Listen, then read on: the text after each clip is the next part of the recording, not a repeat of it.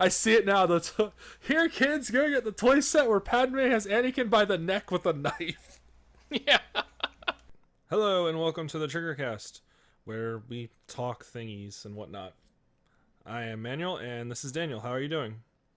I'm doing fine, sir. How are you? It's Madam, and I'm doing well. Oh, we're off to a great start, aren't we? Oh, hell yeah. All I'm just right. going to assume your gender So every time. Just do it. I'll make a new one up every time, too, so you'll never be right. Sounds That's the good to great me. thing about gender fluidity. Fluidity. You could be anything you want. So I want to open with this, like, right off the bat, because I fucking called it. And I'm excited. And I'm not surprised at all.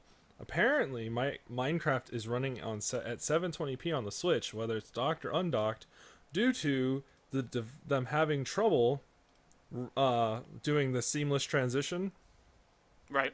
between, docked and undocked.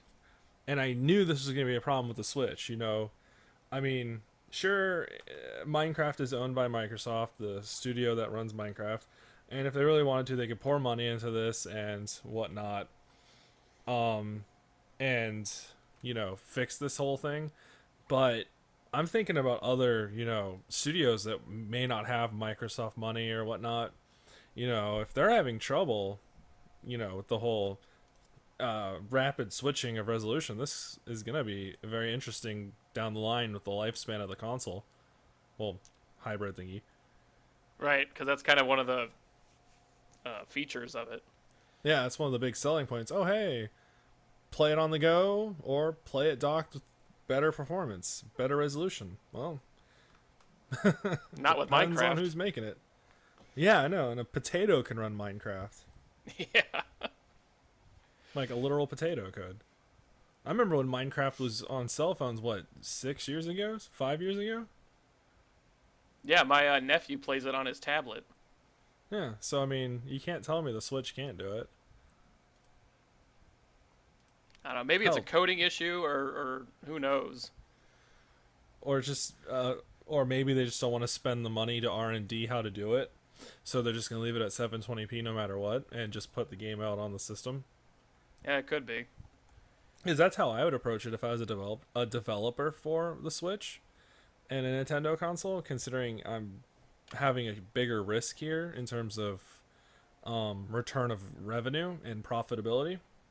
Because remember, the Wii and the Wii U, in terms of games, I mean, not really that good unless you're a first-party Nintendo developer. And even then, it's like, Yeah, the good ones are few and far between. Kirby's Epic Yarn. Epic fail. It was an epic fail. Yeah. But by God, that Kirby was cute in a disgusting way. But I And don't know, flammable. Yeah, exactly. I mean, that whole world could be ended by one match. Yeah, and it's all gone. Some world. But I don't know. This is going to be very interesting with the Switch. What are your thoughts? Well, I was reading through the article that you posted in the doc, and it says that in either mode, it reaches 60 frames per second. So even at the downgraded resolution, it looks like it'll still play pretty smoothly. And for it being Minecraft, I mean, it's all blocks anyway. So True. do you really need 4K Minecraft? No. What? Yes. 4K it up. Let's go. 4K 60 frames per second Minecraft. Oh, man. That's going to be crazy. But yeah, this... as people are going to be like, you're only talking about Minecraft. Yes, I'm looking at the future. Yeah, Let's this could see, happen like, with other games. yeah. I mean, remember, Ubisoft and EA right now are having this big push with the Switch, like they did with the Wii U. Let's see what happens after they put a few games on the maybe even just one. And, development problems and sales problems. We'll see what happens. Exactly. This could be the beginning of the end for the Switch. Already. Cynicism? Yeah, already. Yeah. That's all I got for this one. It was just something I wanted to bang out very fast. That way, for people that just stick around for the first 10 minutes, bam! Bam. Nintendo Switch. Is it good? Maybe. We'll find out next year when there's actual first-party games besides Breath of the Wild and Super Mario Odyssey. Right. All right. So, what do you want to talk about? Well, I figure we'll stick with gaming and go with Dark Souls clones. Ooh, like Thing. Neo? Yeah.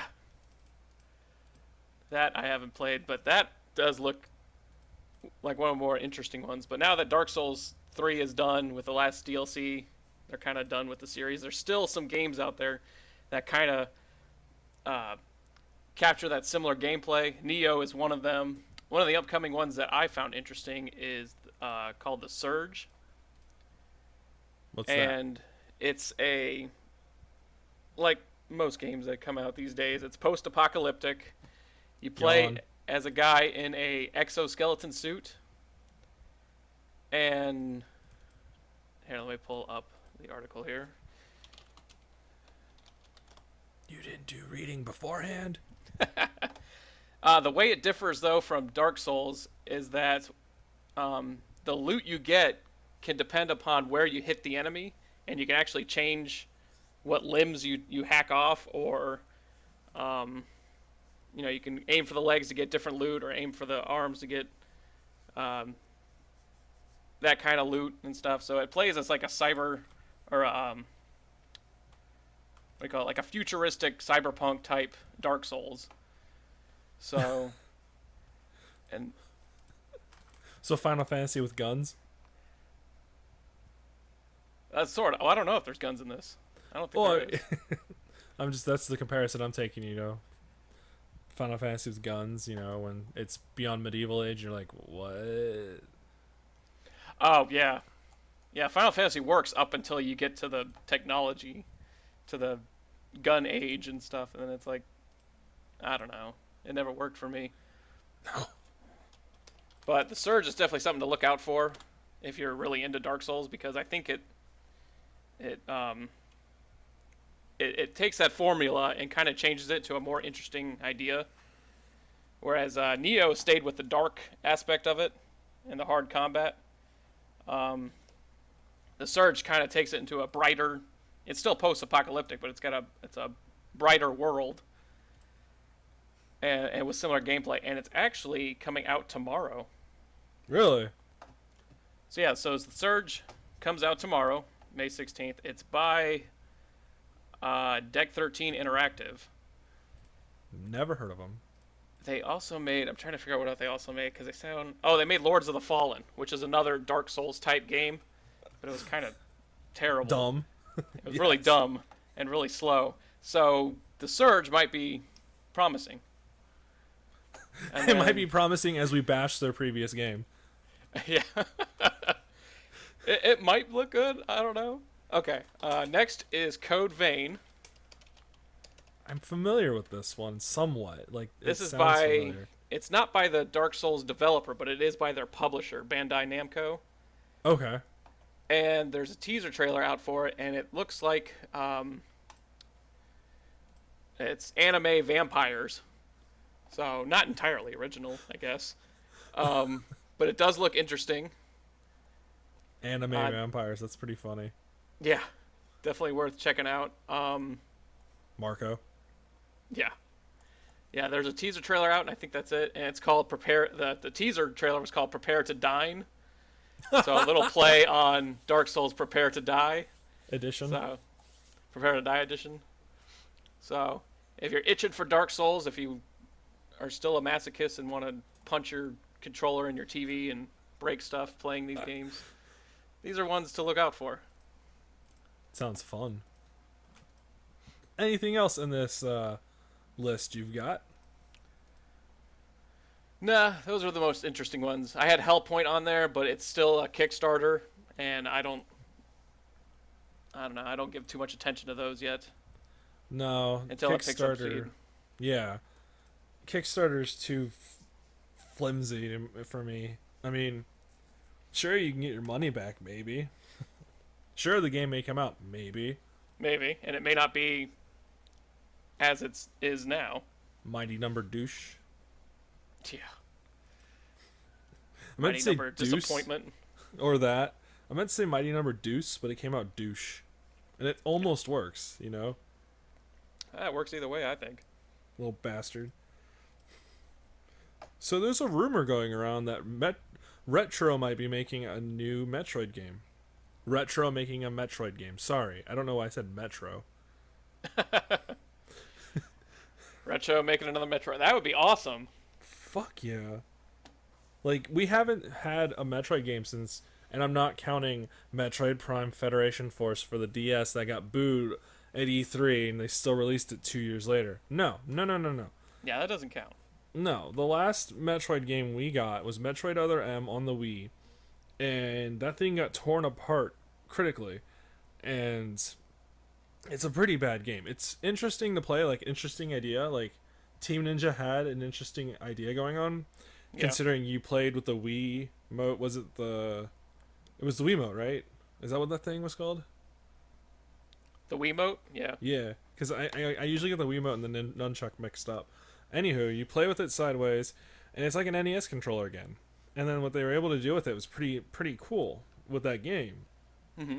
And what always miffed me about Metroid Other M was you go into a boss encounter or something, like the gravity boss, whose name I don't remember, and you're fighting it and whatnot. You're almost about to get sucked out into space, and Adam Malkovich finally comes out and says, "Oh, hey, how about you turn on your gravity suit thingy?" And I'm like, why did we do that in the first place? Why do I need a Yeah. man to tell me to unlock something when I already have everything? Why can't I just have everything unlocked from the get-go if they're all unlocked and I have them straight from the get-go? Mm-hmm. Why do I have to take orders from a man as a woman? Oh. Sexism. I'm supposed to be a bounty hunter, not a soldier. Leave me alone. Back off. Yeah, she don't need anyone to tell her what to do. Yeah, so that was weird there, and that game got enough criticism for that. So that was garbage. So the last... we need Retro to make Metroid great again. But the last great Metroid game, and you can agree with this, is Metroid Prime 3 Corruption. Yes. That was the last great Metroid game. And that game, to this date, is the only game I've played on the Wii that perfectly utilizes the Wii as, you know, the idea they sold us. Oh, using the remote? Like, everything with the Wii, you know? Like, welding in that game was spot on. You know, looking around was spot on. Granted, there's Metroid Prime Collection where you get to move around the camera with the remote, but I mean, that's about it. Yeah. But I mean, the way you interact with the game world with the Wii, it was spot on, and it was great. It was. And and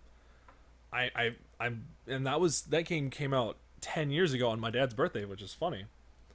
On the 27th of August, so it's almost 10 years old, and that would really make my day if, you know, E3s, which is right around the corner, and Retro's on stage, and it's Metroid. Oh my god, that would be awesome.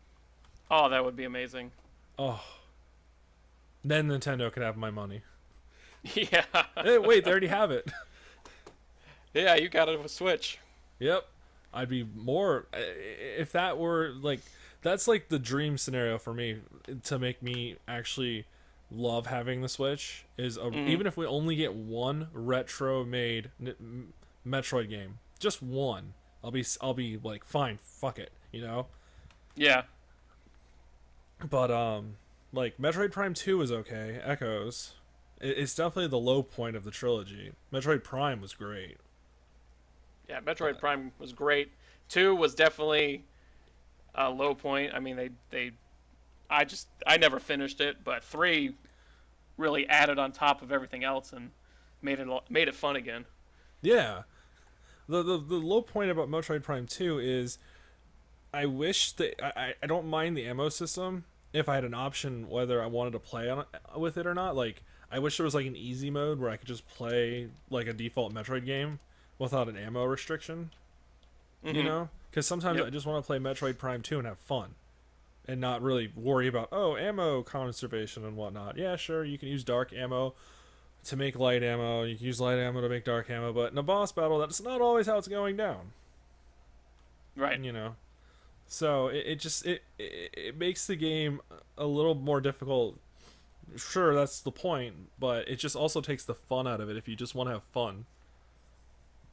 Yeah. Or for people that aren't actually into that, that are just casual gamers that want to experience a Metroid game.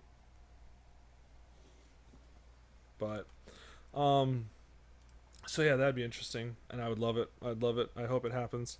If we had that and more games like that, I might consider getting a Switch. Oh yeah, cuz Breath of the Wild is definitely not Dan's cup of tea. No, as we've thoroughly destroyed it in earlier podcasts. Oh yes, I'm pretty sure we're going to get shut down by Nintendo for bashing Zelda. How can you shut us down, Nintendo? I don't monetize. You can't do that. Haha. Fair use. Yep. Suck it. Well, that's all I got on this one because I just it caught my eye and I was like, oh, that's awesome. That would However, be you did cool. to get back to Dark Souls 3 though. I meant to say this when you were talking about it. Is apparently Dark Souls 3 did get a new patch last week, and um it buffed a lot of weapons and it made some more server tweaks and whatnot. And Oh, okay. yeah, it came out last Friday on the 12th. A lot of just fixes, like a lot. Like the list is just long. Like if I bothered to read this entire list of fixes and whatnot, probably reading it for like 3 minutes. So I'm not gonna bother. But the fact Hmm. that they're still supporting it is crazy. Considering the last DLC's been out for what, a month now, and they've officially moved on in terms of Yeah. making a different style game. Right. So that'll be very interesting. I'm gonna probably give it a swirl if I have a chance over the weekend on the PS4 because I have that currently installed, not on my PC. Yeah, I might get back into Dark Souls 3 if here in a little bit once I finish Prey. Pray, pray. That's eating up all my time. So maybe now would be a good time to segue into Prey. Why not? Why not? So I've been playing Prey, as most of us have been, because it's just awesome. And after Not here, let me go. critically awesome. Suck it. You think it's awesome, but those paid reviewers don't. Yeah, well, they can suck it. Ooh. That's why it's called the Triggercast. We don't agree with the status quo of reviewers. Take that, IGN. Okay, so I played 13 hours so far. I'm pretty far into the story, but I'm not going to give any story spoilers. Um, but just Spoiler: to, Doom guy's in it. oh man. No, just throwing that out there. All right, so let's just so to give some background on it, Prey is it's a refreshing game, even though it may not be entirely original as it feel. I mean, when you first play it, it feels just like a BioShock game. Just the atmosphere, just the settings, um, another corporation or a corporate um, atmosphere that's designed something that's cool but also dangerous, just like the plasmids in BioShock. There's neuromods in Prey, which give you different abilities and different things. Um, the So, Go ahead. sorry, go ahead. No, no, I thought the pause meant you were something. Sorry, never mind. No, I was just reading it. The Talos space station, which is where it takes place, does feel cramped in certain areas because I mean it's just because it is a space station. It's not going to be a large open environment, but it does give you multiple ways to get past locked doors or past obstacles, besides just finding a key card. Sometimes you can lift things to move them out of the way or climb up vents. Um, Typical progression stuff in some games. Um, the combat in it is, and I've seen this elsewhere, and I think even you agree with me, is that it is pretty hard for such a normal difficulty. Yeah. And that, but the thing that I found out is that the more you progress, and the more you realize what you can use against the different monsters that you fight and the different skills you get, is that it actually becomes a little more easier um, once you get the hang of it. There is a learning curve to it. You can't just run up to everything and just blast them away. No. Sometimes you gotta try some different techniques. The Typhon, which is the alien species in the game, are more varied in ability than they are in appearance. They are all pretty much just black goo in different shapes, but I they have have a lot of different attacks and behaviors and abilities to keep them interesting at least. I was about to say I noticed they like have different colors cuz I've come across two different flavors of Typhoon. I mean, sorry, Phantoms. Oh, yeah, the different elemental phantoms. Yeah, I've come across yellow and purple. Yeah, yeah, that kind of changes what they can do. And I'm not So going as to soon as spoil you the see them, you know exactly what you're up against and how to handle it if you've fought them before. spam the glue gun, motherfuckers. Yeah, keep that glue gun handy because you're gonna need it. Um, so as most games like this have like Bioshock had the uh, the audio logs Yeah. of like past of just people recording thoughts or whatever, just to give you an idea of what the different characters are like. And this is no different. It has the same thing. You can find audio logs lying around or go through emails to find more than just passcodes and keys. But you can actually, what I have found is that you could find conversations between two different people, and you could find like there's a group of people that are playing like Dungeons and Dragons, and you can find their character sheets, and you can find them talking about it and actually trying to hide it from their superiors. And then there was one instance where there was this person who actually was trying to blackmail someone else for a date. And it was kind of funny the way they went around it. So the way they presented the people on here, even though you don't really meet a whole lot because this is after um, the Typhon have invaded and killed a whole bunch of people and stuff, but you get an idea of the kind of people that were working on the station as if they're kind of real, because they have uh, like stories and interesting um, ideas about them. So it's you kind of want to dig into that stuff because they make it interesting to read about all these different characters that are on there. Yeah, So just go ahead. Sorry. I was just gonna finish up saying just so far I've been really enjoying it. I hope the story holds out till the end because it's very interesting. It's very different, and so once I finish it, I'll have a second part of this review. But for now, I'm really enjoying it. The paid reviewers can suck it because they're wrong. But what do I know? I'm not paid. But I haven't played Prey as much as you.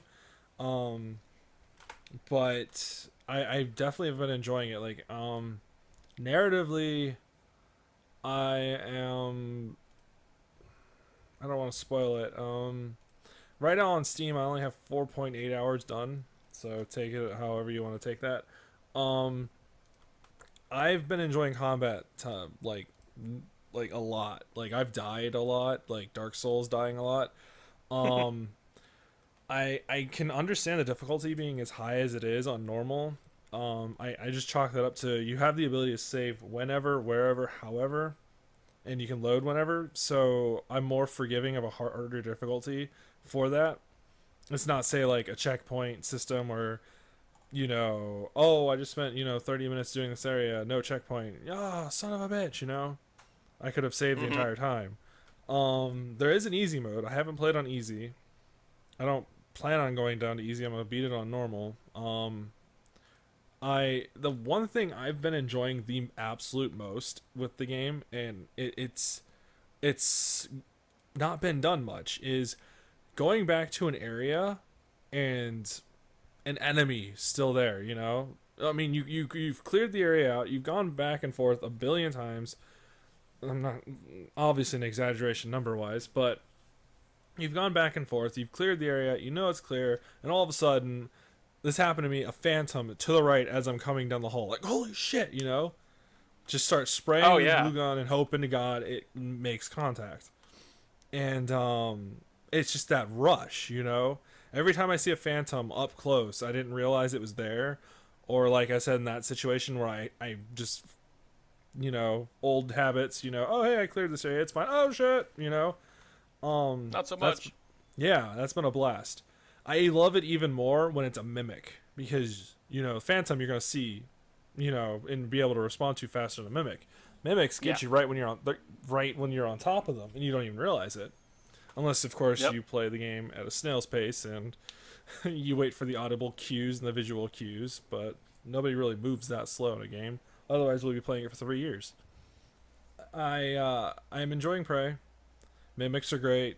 Phantoms are great. Combat is a bit so-so, but you're supposed to be playing as an engineer, right?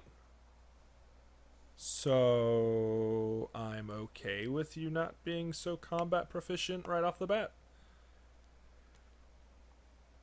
Yeah, and with the neuromods, you can learn anything. Exactly. So Yep. I'm not so harsh on combat because it dawned on me while I was thinking about it is everybody keeps complaining about the combat, but people fail to realize you're not playing as a hardened soldier. You're not playing as serious Sam. You're not playing as people that are in combat all the time. Right. So wouldn't combat necessarily need to be kind of bad in a way to early on to kind of symbolize that you aren't really meant to be fighting Yeah, until you get and stronger? as you progress and you um, use some neuromods, it does get easier, and it makes sense story wise for the combat. Right. Um, And I just unlocked the ability to I call it the kind of the this is gonna be spoilery in a way. I call it the hidden XP system in the game where you can early on if you're smart and invest the neuromods into a specific skill, you can do things that'll help you help you come across neuromods faster and more often. oh, And okay. to me that's the hidden XP system right there, Instead of, being forced to be on the lookout for them all the time in terms of finding them instead of being able to manufacture them. Hmm. So I think that particular skill, and it's great, and I have it, and I've been going about it. I haven't actually officially made a neuromod yet. I just unlocked it last night when I was playing. So, like I said, I haven't really been playing much.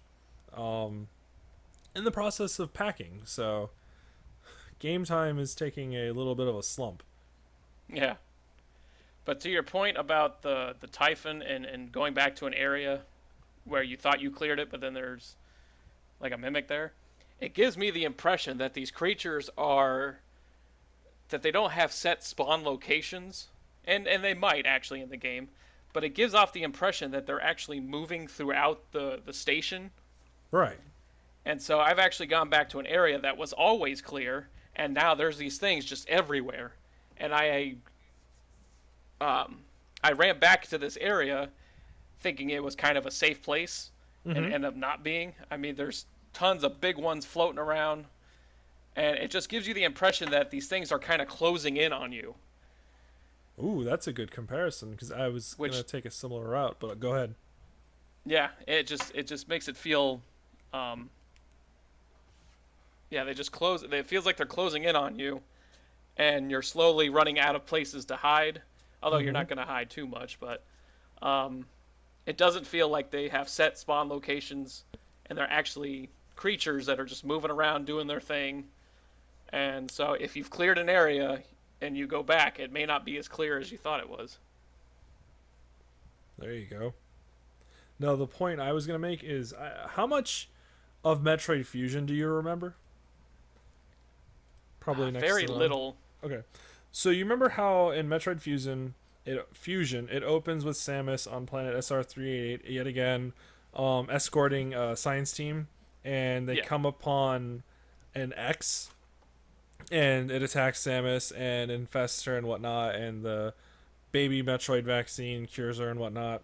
And the reason for the rise of the X parasite is the fact that the Metroids are dead and whatnot, and there's no natural predator. Anywho, what I'm getting at is, as you go back to that station where she was at when she was disassembled in terms of the stuff, when you play the game early on, the X have like they can move in certain areas, but they're limited from the general station itself, because of the locks and whatnot, because the station's under lockdown, Right. and you're forced to unlock the station more and more because you're being hunted.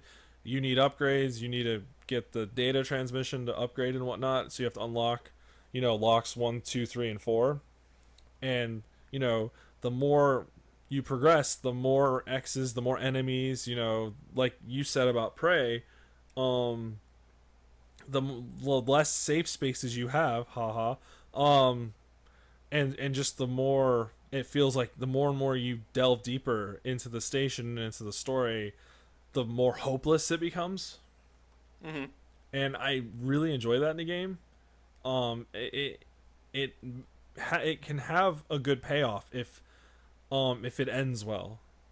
And I don't want to Okay. spoil Metroid Fusion. I know it's a 15-year-old game, but I mean, in case people haven't played it. Yeah. So I'm really, since you made that comparison about Prey, and I'm thinking about it that way, that's actually a good way of looking at it, and I'm excited even more. And I can't wait to really beat the game, which may take a while. Yeah. Oh well. So that's all I got on Prey. You got anything else?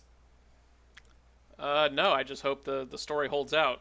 That would be the. I think that would be the. If it ends terribly, it'll still be a fun game, but it'll just be really disappointing.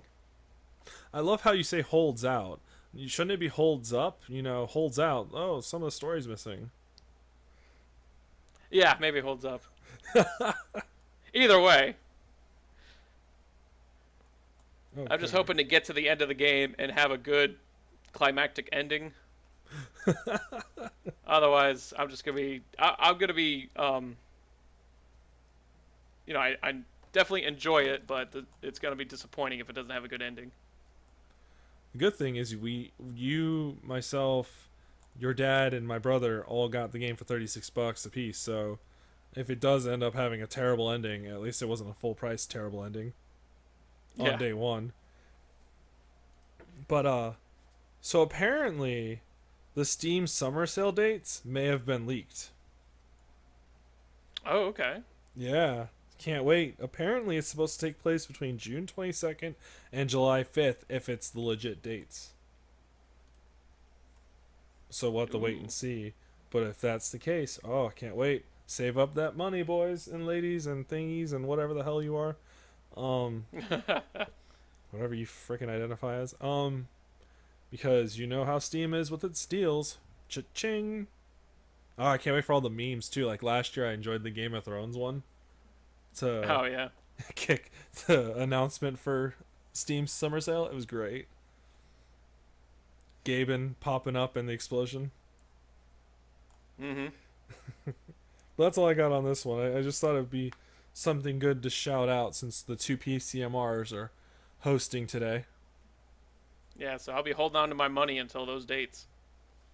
Yeah, we will. They will get our money during the sale. Shut up and take our money. Yeah. Oh man, that's right after my vacation too. I don't know if I'll have money for that. Oh well. Oh, Oh well, well. you better put some aside because apparently you want to look like an elf. And, is that a segue? Yeah, you're the one who put in. Man spends £25,000 to look like an elf. I'm assuming you want to look like an elf. No, no. I just found this. I don't. This is a story from 11 days ago, and there's a guy in Yeah, because we were supposed to do this Argentina. podcast last week. Yeah. My fault. Um, 25-year-old fantasy fan Luis Padron spent about uh, spent 25,000 pounds or $32,302 in American currency to look like a elf, like freaking Legolas. Um, he spent about $5,000 a month on specialty dyes, creams, and sunscreen to keep his skin extra white. He's had plastic surgery on his jaw for that fine elfin chin. Removed all body hair, and his pointed elf ears are on the way. So we'll have to put a link in the description because there's a picture. I think there's a video of it too, but there's just a picture to see what he looks like before and after. And he claims to be trans species.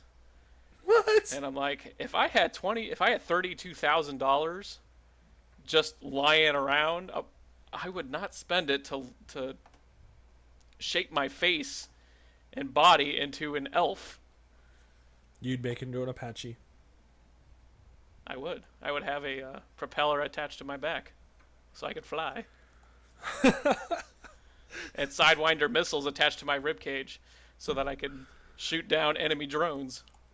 The funny thing is, you would spin yourself because your torso wouldn't have the necessary durability to withstand the rotary blade spinning. So the blades wouldn't spin, you would spin, right? Probably. I don't think that would work out too well. Sounds incredibly painful. Yeah. So I'll save that money for something more feasible and reasonable. A supercomputer. Or the Steam Summer Sale. Well, there you go. You could probably buy the entire Steam catalog. Yeah. That'd be funny. I wonder if someone actually has bought the entire Steam catalog during a Steam Summer Sale. I wonder how much it would cost.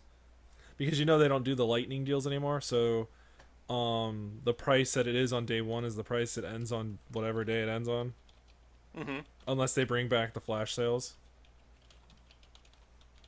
Which I'm for and against that, because I enjoyed when the flash sales were going on, because it's like you look at something, you're like, oh, hey, maybe if I wait, it might go cheaper later, And it's like you keep coming back, you're wondering and whatnot. But then there is that you may not make a purchase, and there's that downside. So I can understand why it's just all one flat price the entire time. Right. It takes the fun out of it for me. So I went on to SteamGifts.com. I just Googled how much would it cost to buy all of Steam. And some of the answers are about tree fitty, 10 potatoes, 200,000 pounds, maybe $500. One Gabe Newell, 9,000 Dota 2 copies. These are great. I mean, it depends on the sales. And, like, if you buy during the summer sale, it'll be different. If you buy during the winter sale, it'll be different than if you bought off sale or off season. Apparently, about $27,000 according to Steam calculator. On sale or off sale? Here, let's find out. It doesn't say. Because I wouldn't. Who knows? I mean, if that's off sale, damn. On sale, you have like 12 grand laying around. Cha-ching! You just got like 20,000 games. Yeah. Well, the Steam calculator can calculate the value of your Steam account, so it'll tell you how much money you have. Really? Or how much money you've spent. I'll have to do this later because it's gonna take up too much time in terms of dead audio. But so I found this article. I was just skimming around and just having fun. Apparently there was a different and it's a Games Radar article, and the headline is: the original Star Wars Revenge of the Sith ending had Padme found the Rebel Alliance and almost kill Anakin. Oh. Yeah. And apparently it wasn't gonna. It would probably still end with Padme dying, because that's kind of what has to happen. Whether but it it happens still leaves immediately or in terms of Princess Leia describing it in Return of the Jedi, where it handles. Hang on. Yeah, she dies when she's very young.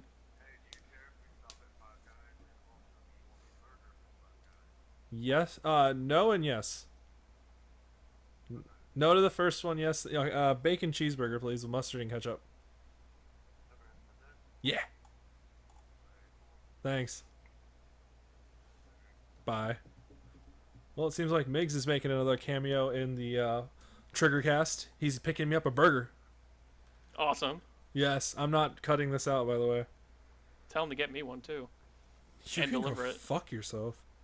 He's using my gas. He ain't driving you a burger to Lehigh.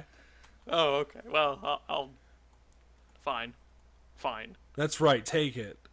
fine. But apparently, because Padme still dies no matter what. I mean, whether the one ending we got in Revenge of the Sith, she dies immediately. Return of the Jedi, she apparently dies a little later. But then, if you really think about Return of the Jedi's dialogue, and Revenge of the Sith dialogue, Princess Leia may not be really referring to Padme at all. She may not know, who's the real mother. Mm-hmm.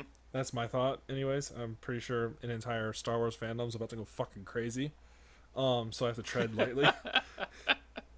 But anywho, I just found the article, so I haven't really had a chance to prep on it. But I'm going to quote right now. According to McCraig, in the original ending, Padme would have realized much sooner that Anakin was falling to the dark side. Knowing what this would mean and having seen Palpatine declare himself Emperor, she would have rallied support from separatists and any who would join her cause in order to form the Rebel Alliance. She also would have taken a bit more direct action against her former love. While in the final film, Padme flies to Mustafar and just kind of cries at Anakin, the original version had her pull a knife on the fallen Jedi. Apparently, Anakin wouldn't have even resisted, though even with the blade to his throat, Padme couldn't bring herself to kill him. Damn. Whoa. Holy shit. Why didn't we get this ending? Probably 'cause George it's too Lucas. dark. Well, I mean, how does it sell toys? Please tell me the toy Exactly. set. I see it now. Here, kids, go get the toy set where Padme has Anakin by the neck with a knife. Yeah. And while you're at it, here's the toy set where you can kill little younglings. Woohoo. Wow, it went there. Yeah, it doesn't really move toys that way. No, but I just found the article interesting, and oh well, it was just very interesting. I just stumbled upon it as you were talking about the elf thing, and I figured I'd bring it up. I don't even have it in the doc. It just found it. Just Pretty happened to good. stumble upon it. Yeah, what I was actually going for was, and I'm because you've definitely gotten a lot further than me in Breath of the Wild. This is originally what I was going to bring up after your elf thing, was, oh, mind you, this actually kind of fits in perfectly. So the guy who wants to be like an elf, Breath of the Wild has a Master Sword glitch, apparently. Yeah, I've been reading about this. And I have intentionally not read much because I don't want spoilers, because I'm literally not that far in Breath of the Wild, and people will be like, how do you not want spoilers if you don't like the game? So fuck off, Like, well, just because I don't like the game doesn't mean I want it spoiled as I go into it every now and then. Yeah, you don't want it spoiled any worse than... You don't want to hate it more. I don't want it Having it spoiled worse spoiled. than a spoiled egg. No, you don't want to have it spoiled and have it... You hate it more than you already do. Yeah. So what I was going to do with this point was I was going to ask you if you were familiar with this. Well, I read that there's some way to lose the sword and it'll fly back to where you get it. Aw, Where you originally get it. it'd be great if it comes back to you like the Star Wars Jedi Knight games where you can throw the lightsaber and it comes back to you. Link has the Force. Well, I mean, That it would is the be Master great. Sword. Yeah, it could do anything. Yeah. I mean, why can't it? I mean, it could shoot freaking laser beams in certain Zelda games. Mm-hmm. I mean, why can't it, fly? The all-powerful It should be able sword should be able to do that. Yeah, exactly. It should also be able to take on lightsabers with its cortosis weave. I'm making this up as I go. I want to see Link and Yoda fight. Why didn't we get that in Soul Calibur 2? Because, Link Yeah. was in Soul Calibur 2. Mm-hmm. And Yoda was in Soul Calibur 4. Why have we not gotten that yet? I don't know. Come on, that'd be like the greatest throwdown of all time. Man, I want another Soul Calibur game. Don't count on it. Those are so fun. Nope, you're stuck with Street Fighter and Tekken. Take it, bitch. Well, there's a new Marvel vs. Capcom that looks interesting. Yawn. Yeah. Well, sorry, I'm not into that stuff, so yawn. I know you're not into the fighting games. I Not like them really. here and there, only because my wife can beat me really badly in them. See, that blows me away because you dominate me in fighting games, and it's not like I'm being a sore sport about it. I'm just honest, you know. I don't Hmm. mind. And the one time I beat you, it's like fuck it. I beat you once. I don't give a flying fuck if you beat me 300 times. I beat you once. And I'm Yeah. taking it, you know. Um, how does your wife beat you? Do you let her? No. Oh no. She would know if I was too. So my wife and I will play. We've played Soul Calibur 4, Soul Calibur 5, Marvel vs. Capcom 2, and we tried Injustice. She didn't really like it, and she didn't really like Mortal Kombat. But in Soul Calibur 4 and 5, which are our favorite ones, um, she has beaten me probably 8 to 9 times out of 10, and I know how to use a lot of the techniques of some of the characters and stuff, but she's button mashing. She just like relentless, and I don't let her win because she would know it, and she would just get mad, but she's beating me to the point that I get like visibly frustrated, Ooh. and we have a lot of fun. So I might look into getting Marvel vs. Capcom Infinite, so that she and I can play again. I could Um, see that.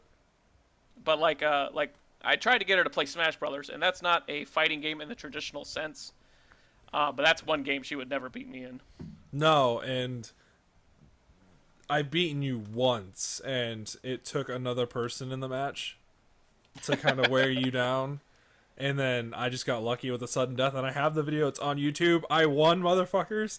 Um, but watching you and your brother, like, there needs to be a video of you and your brother going at it in Super Smash. Oh, I Because, know. I need to holy challenge shit. him. Like, you two are, like, evenly matched to the point where, um, you both can anticipate what the other's going to do next. And it's one of those things, like, it's just great to watch. It's really fun. Yeah, and it's perfect because his main is Lucas and my main is Ness, so it's in the same franchise too. Ooh, that's why you guys need to make a video. Like, you guys need to get together. You have recording stuff now. Just do it. Yeah, Do it. do it, You say it funnier. do it. But yeah, I was just curious because now I'm wondering if I beat your wife in one of these games by the chain of beating, that means I beat you. Yeah, yeah. If you could beat her, then you could probably beat me in those. So apparently today, 343 Games have confirmed that the Halo 3 remaster is not happening. And they tweeted, "Oh my god, stop. It's not happening." Which is kind of funny and sad. Halo 3 is kind of regarded as the best of the original trilogy, so why wouldn't you remaster it when you've already remastered 1 and 2? Kind of just complete it. Oh, wait, that's right. It's the same mentality where we didn't finish the Hellboy trilogy, let's just reboot it. Yeah, I don't get it. Especially when the first two remasters were well received and bought. Unless they're just trolling us and at E3 they're going to properly announce it. maybe. I mean, anything's possible, right? Maybe. I don't know. We'll see. E3 is right around the corner. I just think it's really weird they're not doing a Halo 3 remaster. Now, what was in the Master Chief collection? Halo 1 remastered with the ability to play Halo 1 again. You know how you can switch between the graphic settings Okay. and the remasters? Oh, if you didn't know, you can do that. Yeah. Halo 2 remastered because when it came out in 2014, it was the 10-year anniversary of Halo 4. I mean, Halo 2, sorry. Hmm. Um, it came with Halo 3, but the 1080p upscale 60 FPS, that was it. You know, it didn't receive a graphical upgrade. It was just slightly more, you know, pixels, whatever. And then it Right. also Okay. included Halo 4 at 60 FPS 1080p. But Halo 4, if you really look at it, already looked like an Xbox One game, but more like the early generation, you know, Hmm. of a new generation. Um, so and then eventually they released a DLC to get the Halo 3 ODST game as an add-on for it was like 10-20 bucks. Okay. So that was what the Halo Master Chief Collection was. The problem is the game was plagued with multiplayer issues. I'm sorry, the collection, Mm-hmm. the servers weren't so great. And also, I believe Halo 2 Remaster has dynamic resolution scaling as well, just like Halo 5. Because the Xbox One can't keep up with 1080p 60 next gen style, Right. which I kind of see the argument about keeping it at 30 FPS because I don't think any of the previous Halos were above 30 when they first released. Yeah, So probably. Halo 5 and Halo 2 Remaster kind of confused people probably. And I can understand a lot of console players just aren't, because 60 FPS games are kind of like a dime a dozen. Yeah, So I can understand them wanting 30 FPS. It just doesn't feel natural to them. I think they're wrong, but whatever, to each their own. I do too. But that's all I had on that. I just thought it was funny. I hope they're trolling for their sake. That would be funny. Oh, it'd be great. Because seriously, right now, the whole "oh my god, stop" is only gonna make things worse. Yeah, for Just like real. the Fast and the Furious franchise, it only gets worse as it ages and goes. Now, see that I would disagree. Well, I mean, come on, the first one they were stealing, those old school VHS players. Yeah. Well, I mean, the first three movies are, I mean, they're very different. Um, like the first one had Paul Walker and Vin Diesel. The second one only had Paul Walker and Tyrese Gibson, and the third one, Tokyo Drift, had Vin Diesel as a cameo at the end.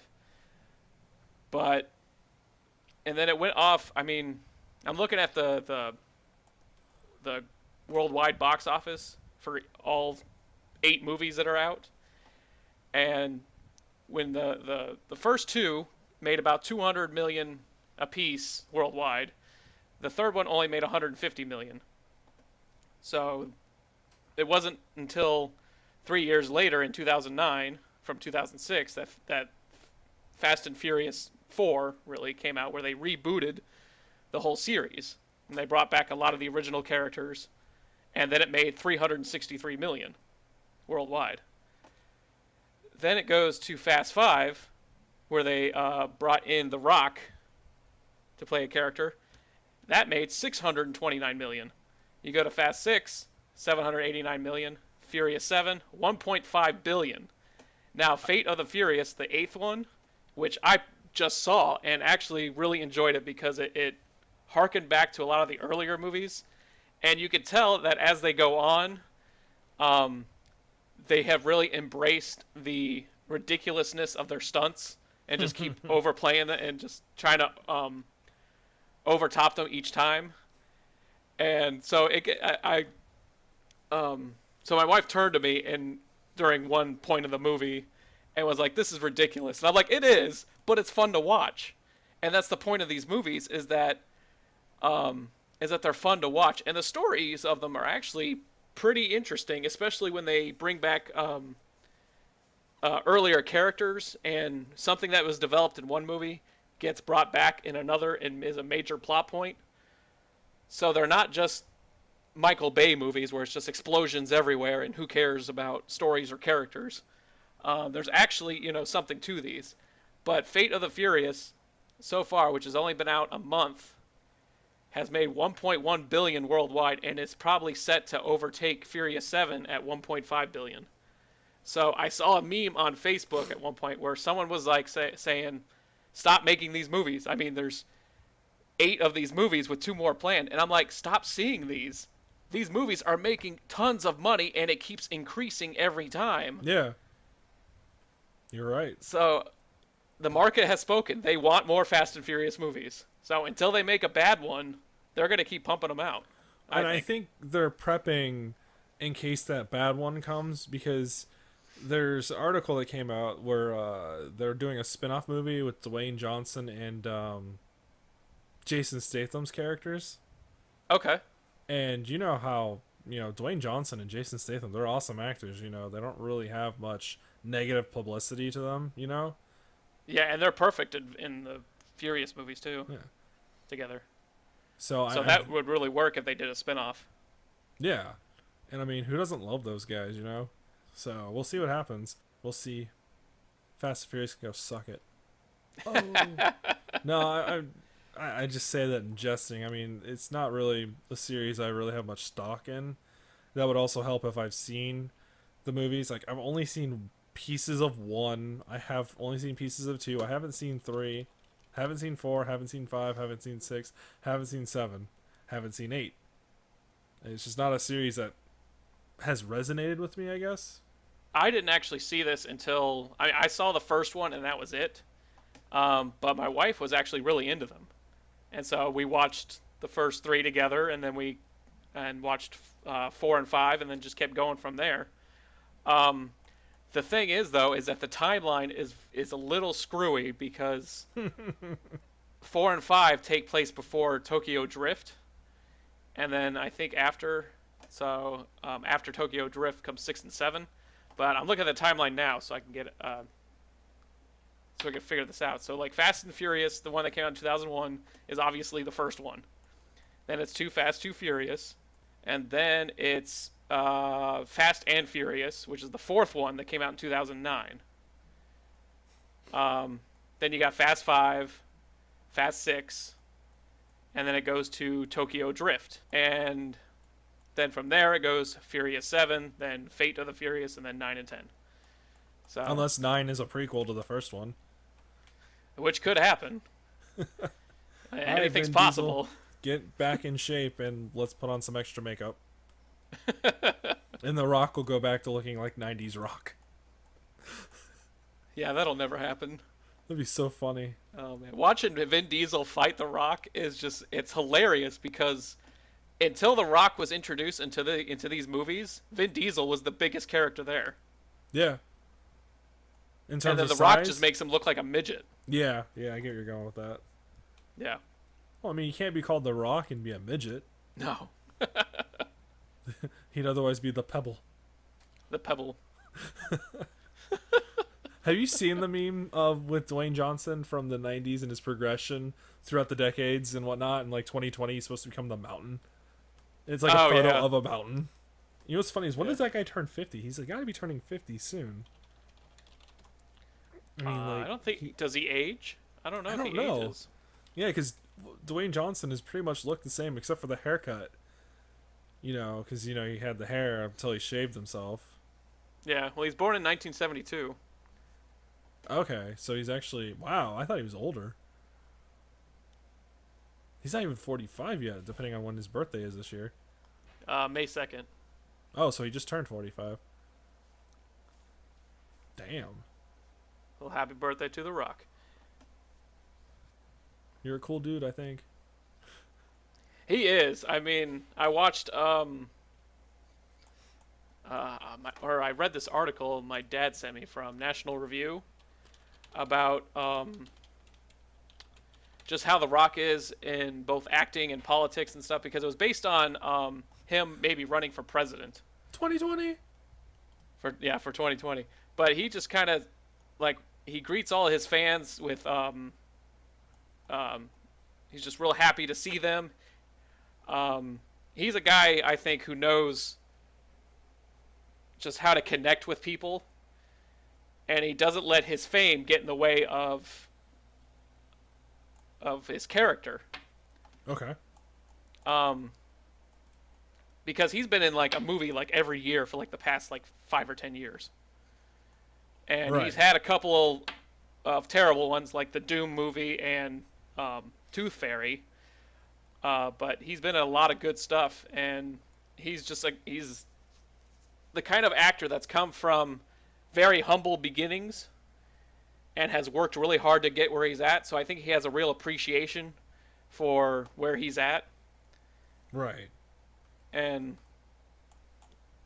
so... Well, isn't there also the thing where he said, like, he came to somewhere with only $5 in his pocket and whatnot before he was big in wrestling? He's got a he's got a studio called $7 Entertainment, and that's because he had $7 before he entered into Okay, that, and so that's probably what you're thinking. because I've also that's exactly what I'm thinking. I've also seen photos and videos. Like there's a photo where like a guy was intentionally taking a selfie because The Rock was coming by, and The Rock strikes a pose with him and whatnot. Yeah. And then there's a video where The Rock was driving his truck, and a bunch of his fans are waving him down. He pulls over and he records it all. Mm-hmm. So it seems like he hasn't forgotten where he's come from, and he still relates with the common man and woman, and the expression is common man. Also, Yeah. Oh common yeah. person, Common your person. everyday person. We'll gender neutral this. Oh, Yeah. um, and that's what's really great because I mean, what really drives me nuts is when actors, act all high and mighty and clearly forget, we're all just people, we're human beings. Sure, you have it a Like, little bit better because we watch you on a screen move around and you get paid a lot. Ooh, that's awesome. You yeah. know, um, it's just it's really shitty when you find an actor you really enjoy and they just turn out to be a douchebag. Oh, that's the worst. But it's good. Vin Diesel's, I mean, Dwayne Johnson's good. Vin Diesel's an asshole. Oh. Yeah. I don't know. He's definitely The Rock is definitely the people's champion. 2020, motherfucker. So we'll see. Ooh, could he be the next FDR? Could he run for president more than 2 times? I don't know. I don't know. What I like most about The Rock though is that I mean, if you ask him, he is conservative based on this article here in National Review, but he doesn't stand on a soapbox and preach his views. He's all about just like when it comes to some celebrities, and we saw this at the Oscars and stuff, where they got on stage and they made all their speeches against Trump and whatnot, and that's fine for them, but just act, just do Yeah. your job, and we'll watch you. That's all we care about, and that's what The Rock does. He's all about the entertainment, and you guys come here for fun. You want to see me carry a minigun and take down a tack chopper in a movie, and that's what he's gonna do. That's why we watch him. It's just good old fashioned fun, and that's why he's gonna be. I think he was the highest paid actor for a certain year. Ah, I don't remember. I think I saw that somewhere, but it would make sense. I know Mark Wahlberg said the same thing just after Trump was elected about how just, stop talking politics and just, go back to acting and whatnot. I don't remember exactly what he said word for word, Yeah, but it was something along the lines. And I totally agree. I'm just tired of Hollywood and mentioning politics. Okay, we get it. The person occupying the White House isn't what Hollywood wanted. Just go back to work. yeah, Ignore it. yeah. Come I back in mean, 2018, and we'll see what happens. 2018, both parties lose. Kermit the Every, Frog. It takes all the offices. Oh, I love Frank Caliendo. Kermit the Frog as a pimp. Where's my money? Where is it? Jim Henson's probably looking down from heaven going, oh my god, no. What have they done with my Muppets? They've ruined them. It'd be funny if Jim Henson resurrects, like, an altered beast rise from your grave. Jim Henson comes back from the grave to take back the Muppets. It's like, that's it. You guys are ruining these guys. I'm taking over. Jim Henson, you're back. They could bring him back as a Muppet. They could, but I don't think that'd be a good idea. I think Jim Henson's to stay in the grave. Yeah. Unless he's making more Muppets themed things. Then again, would we have gotten? And I enjoy this movie, The Muppets Treasure Island, but I haven't seen it since I was a kid, so maybe the childhood nostalgia blinders are on a little too tight. Mm-hmm. Would the Muppets Treasure Island have happened if Jim Henson was still alive? Is a question I have. Oh, I don't know. You know, Yeah. I don't know. Would he have liked Tim Curry being in that film? I don't know. Yeah. I'm just Was that before or after he did it? after he did it in the '80s, right? Yeah. Yeah, that Yeah, was this early was on, so after. So he did the Muppets, what, 95, 96? I remember Yeah, seeing it in theaters. I never did see that. I enjoyed it, but like I said, I haven't seen it since I was a kid, so I might be remembering I might be remembering like how people might be remembering GoldenEye as this awesome game, without having gone back to it since like 1999. Hmm. So, who knows? Well, that's all for today, guys. Thanks for joining us. We hope you enjoyed this podcast as much as we enjoyed talking about just random stuff that we found interesting to ourselves. If you have any comments, leave them below. We love to read them. And until next time, stay triggered. Peace out. Later.